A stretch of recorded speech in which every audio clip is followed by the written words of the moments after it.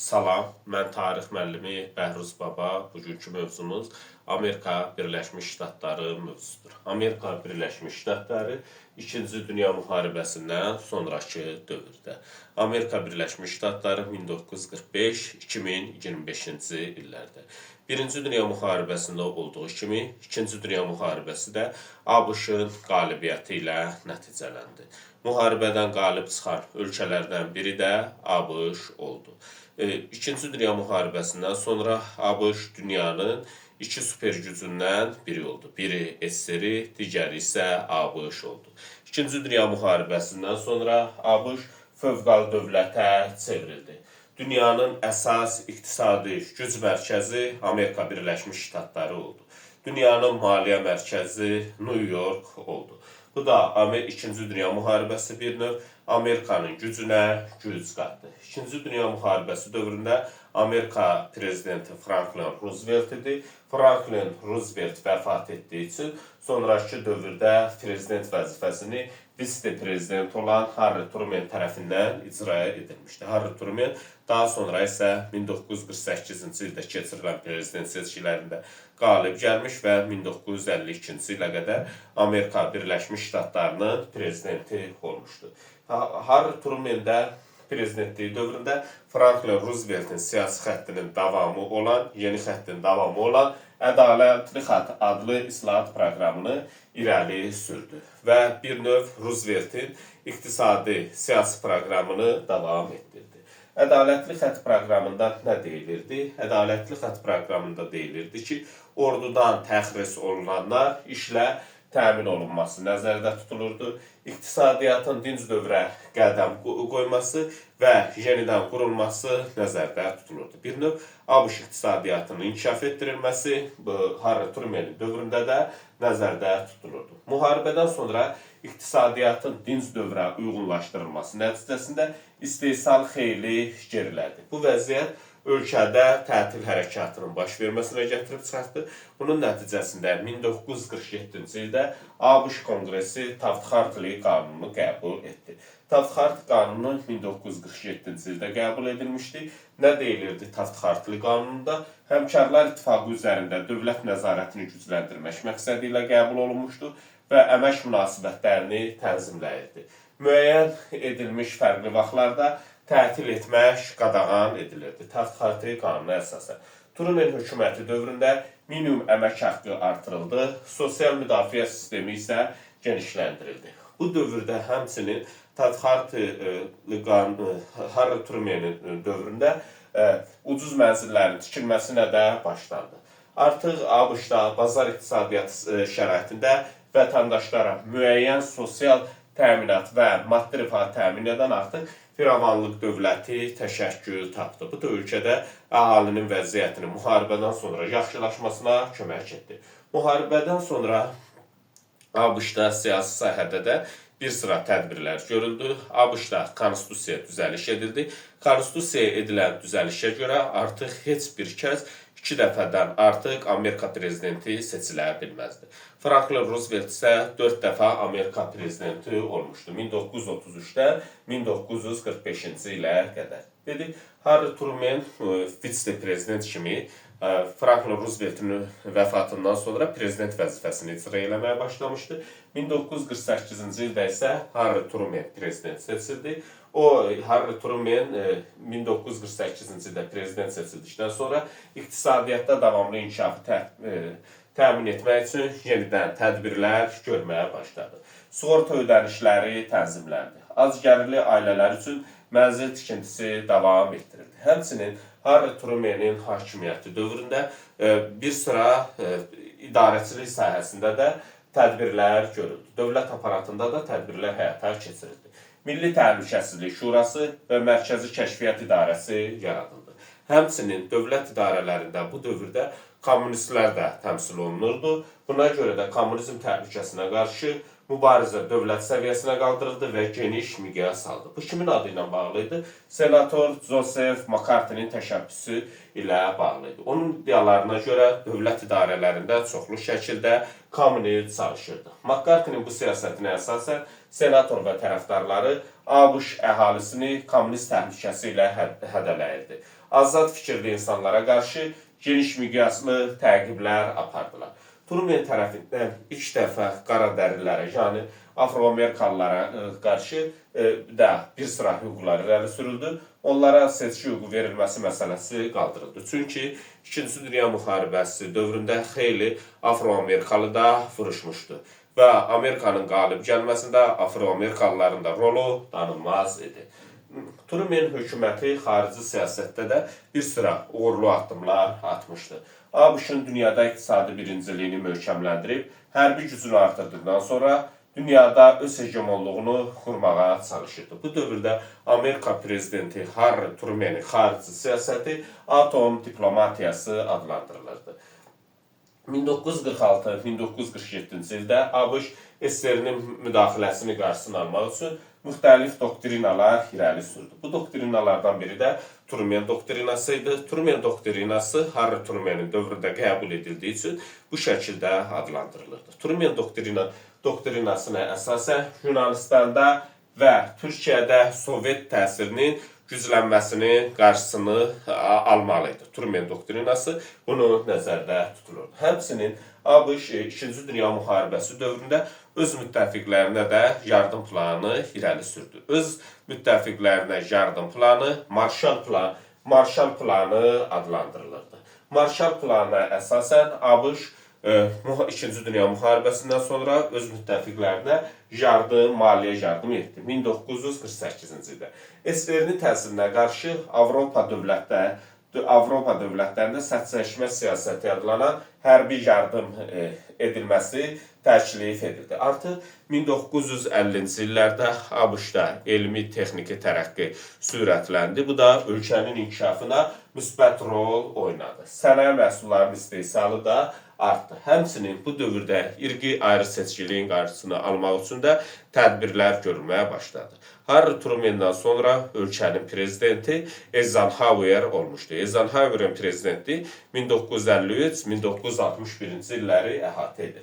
1960-cı ildə keçirilən seçkilərdə isə John Kennedy qalib gəldi. John Kennedy'nin prezidentliyi dövrü 1961-1963-cü illəri əhatə edir.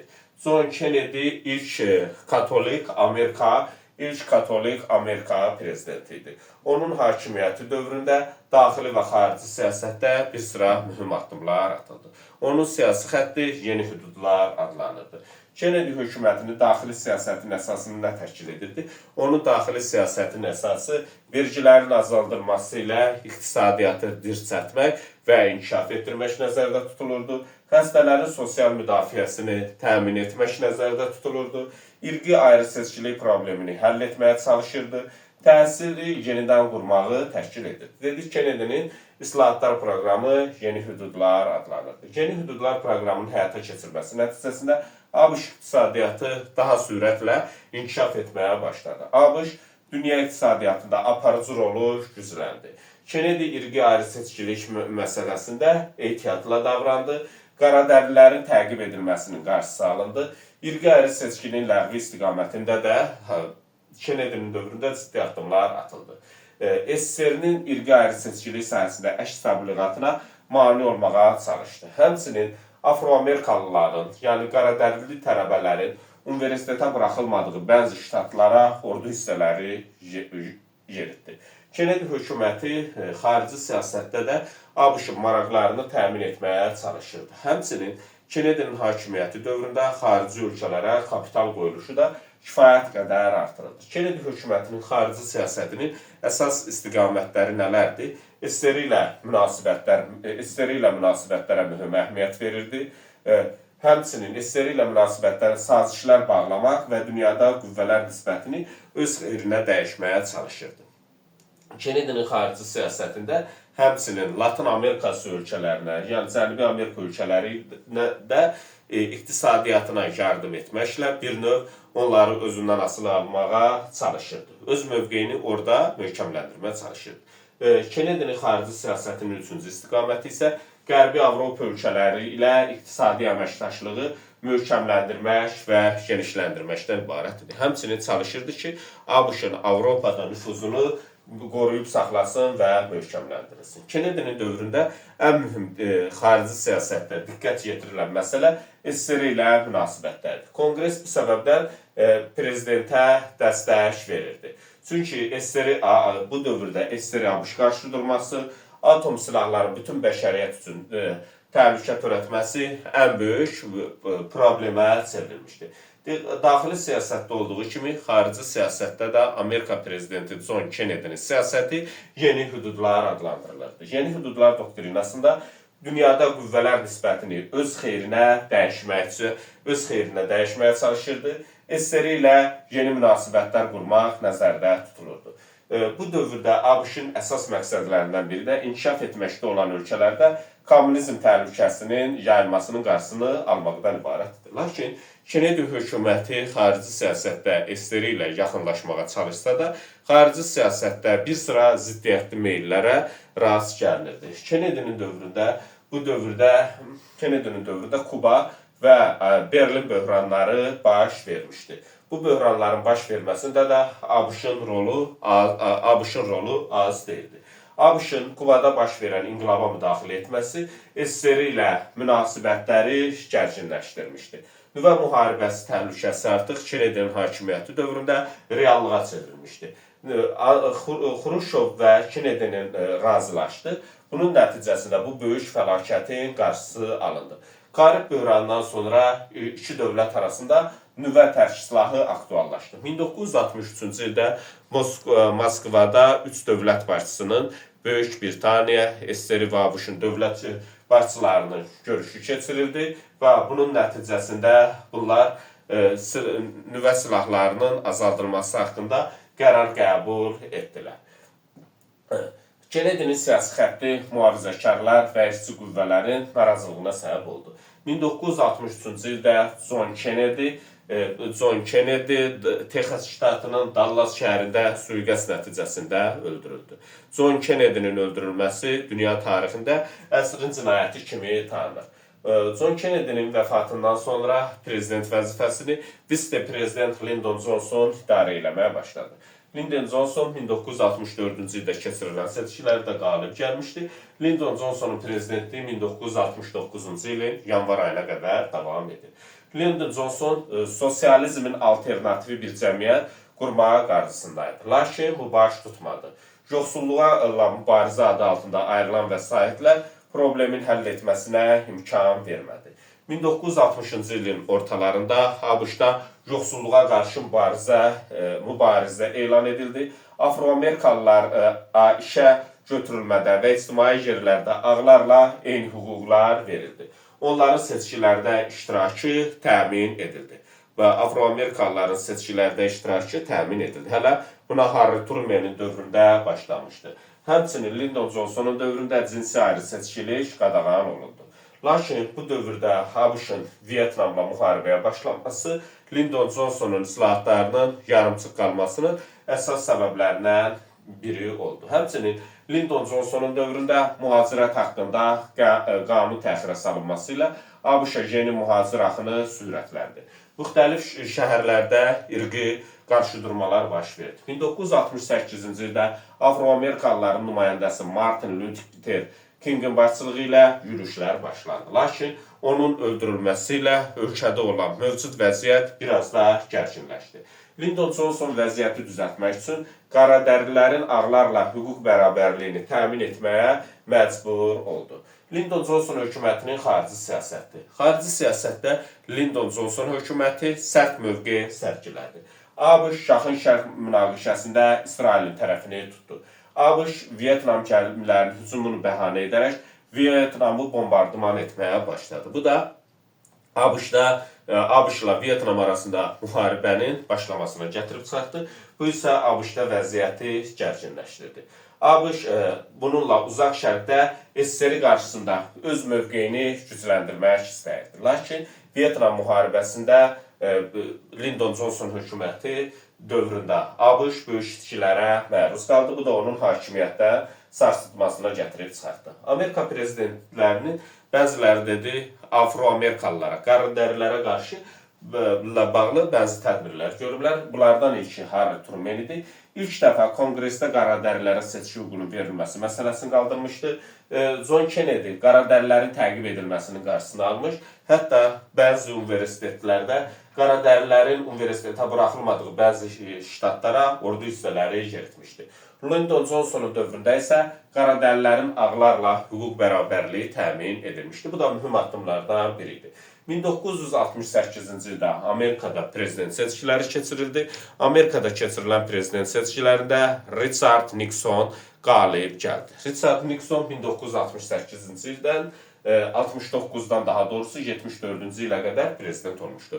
Amerikada prezident seçkiləri hər 4 ildən bir noyabr ayında keçirilir.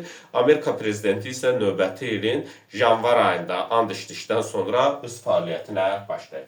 Nixon iqtisadiyyatı bərpa etmək üçün yeni iqtisadi siyasət proqramını irəli sürdü. Bu proqrama əsasən sosial sahədə bir sıra addımlar atıldı. Qocalığa görə verilən təqaüd artırıldı.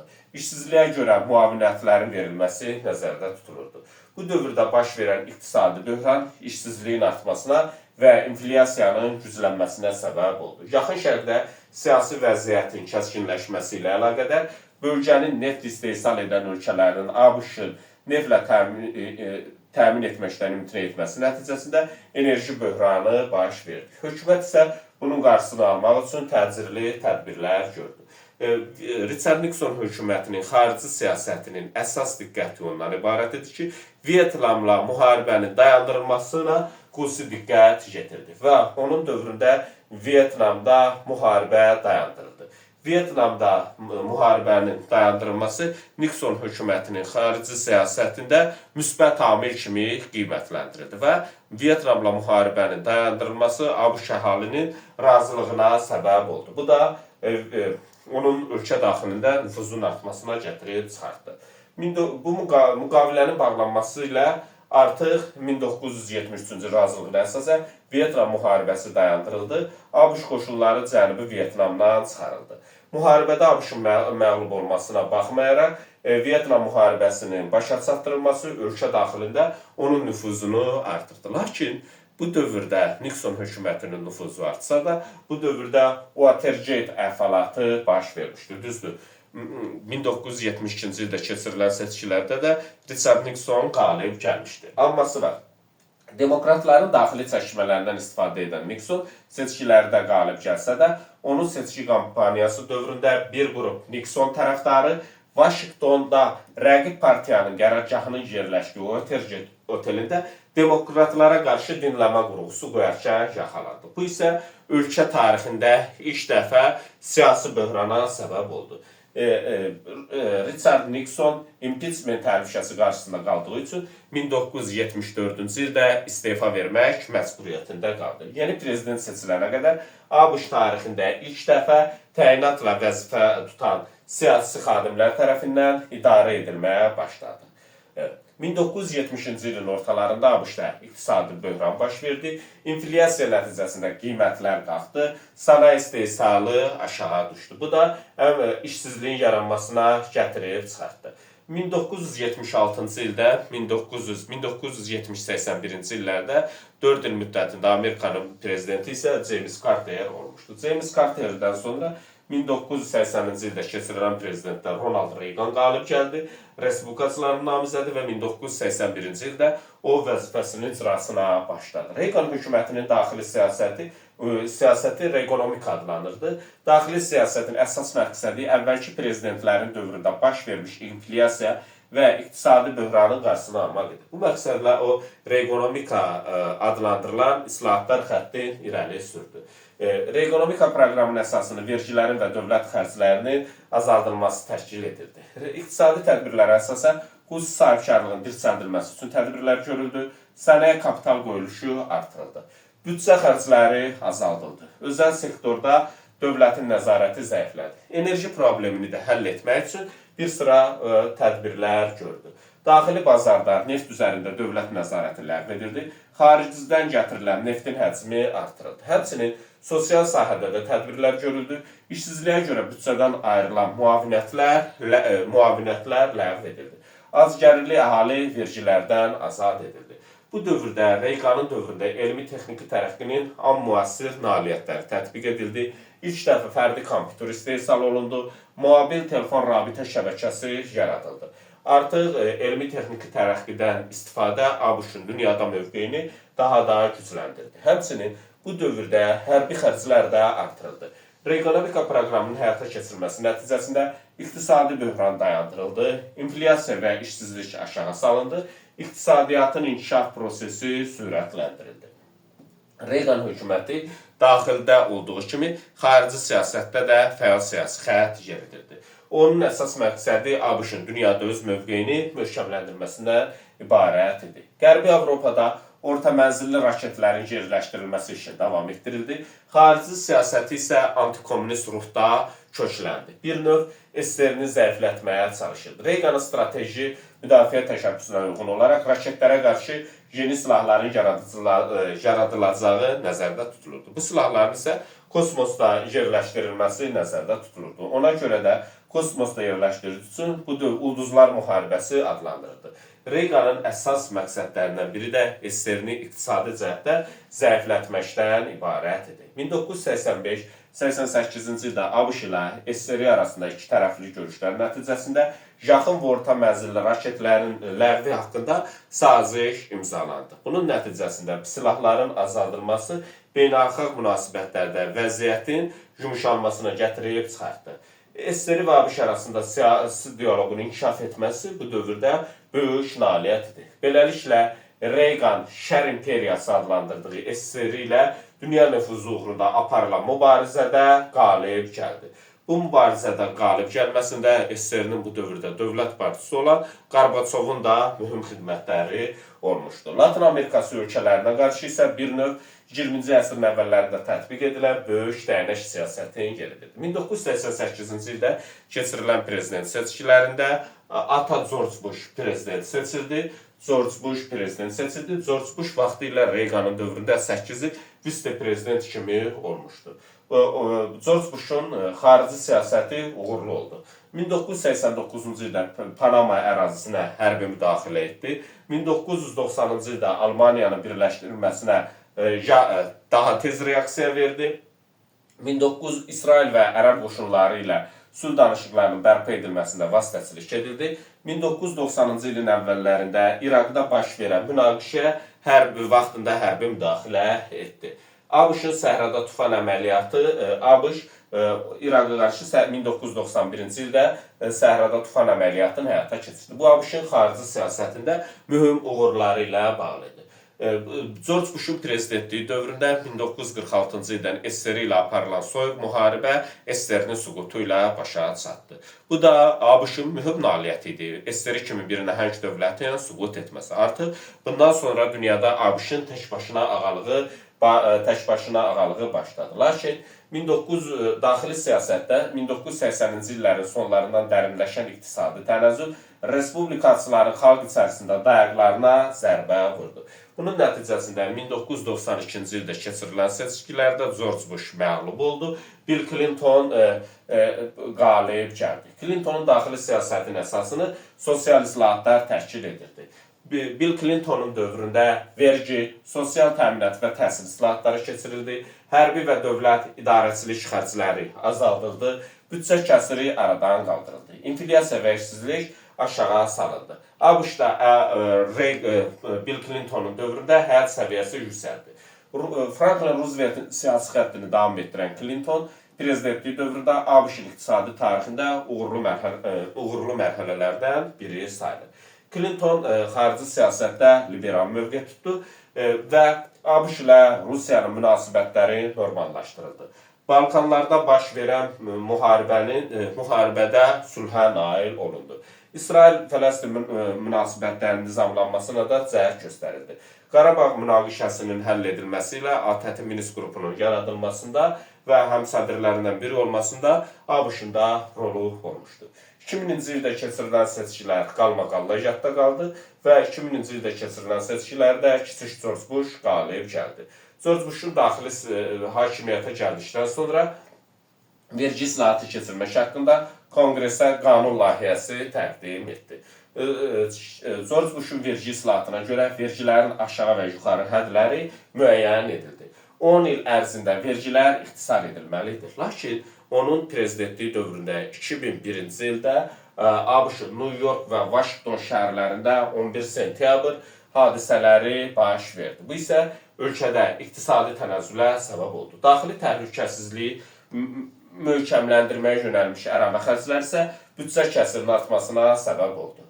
ABŞ-da baş verən dəhşətli terror hadisəsi nəticəsində George Bush ABŞ-da terrorizmə qarşı mübarizənin başlıca qüvvəsi elan etdi. Xarici siyasəti beynəlxalq terrorizmə qarşı mübarizəyə yönəltdi və bu məqsədlə hərbi xərclər dəfələrlə artırıldı.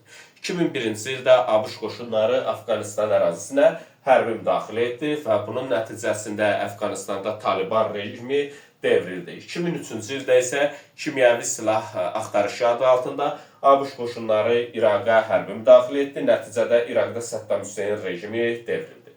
Ancaq ABŞ bura qoşun yeritsə də İraq və Yaxın Şərq xarabalığa çevrildi. Ancaq ABŞ İraq ərazisində kimyəvi silah tapa bilmədi. Onun İraq və Əfqanistana müdaxiləsi bölgədə yeni terror təşkilatlarının yaradılmasına gətirib çıxartdı. 2008-ci ildə prezident seçkiləri keçirildi və prezident seçkilərində ilk dəfə qaradərili bir şəxs, Afro-Amerikalı Barack Hüseyn Obama prezident seçildi.